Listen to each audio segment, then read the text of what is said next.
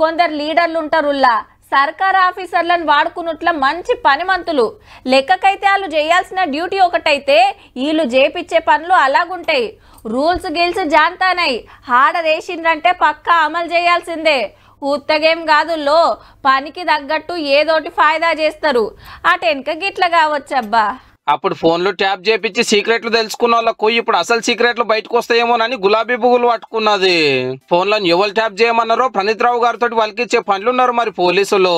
నేటుకు చెప్తలేరు గాని సాటుకైతే ఇద్దరు పాత మంత్రుల పేర్లు చెప్తున్నారు. పర్వతగిరి అనే ఊరు రావు ఒక ఇంట్లో అడ్డా పెట్టి అప్పటి ప్రతిపక్ష లీడర్లు ఎవరితోటి మాట్లాడేది మొత్తం రికార్డు చేసిండట.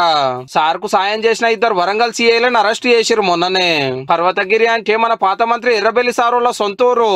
మళ్ళా ఇద్దరికి సుటరికం కూడా ఉన్నదట. ఇదేమాట సార్ని అడిగితేనేమో ఆయన ఎవ్వరో తెలియదు, ఆయన ముఖం కూడా తెలియదు. ఆయన మా ఊరి ఆడబిడ్డ కొడుకట. ఆయన పూర్తి చేసి నా పేరు ఇరికేయాలనే ప్రయత్నం చేస్తాను. ఇంకో మంత్రి ఎవరో గాని సిరిసిల్లలో ఇంట్లోకెళ్ళి నడిచిందట ఫోన్ల ట్యాపింగ్ కథ.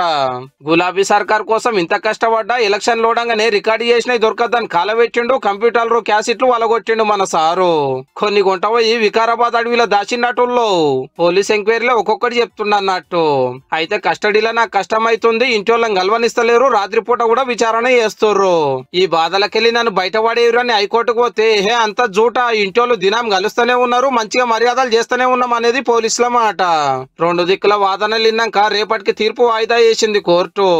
ప్రణీత్ గారి కేసు తోటి అర్థం కావాల్సింది ఏంటంటే రూల్స్ గిల్స్ జాంతానాయని పవర్ ఉన్నోళ్ళు చెప్పిందల్లా వేసుకుంటా పోతే సర్కారు మారినాక పరిశానలో పడతారు అన్నట్టు.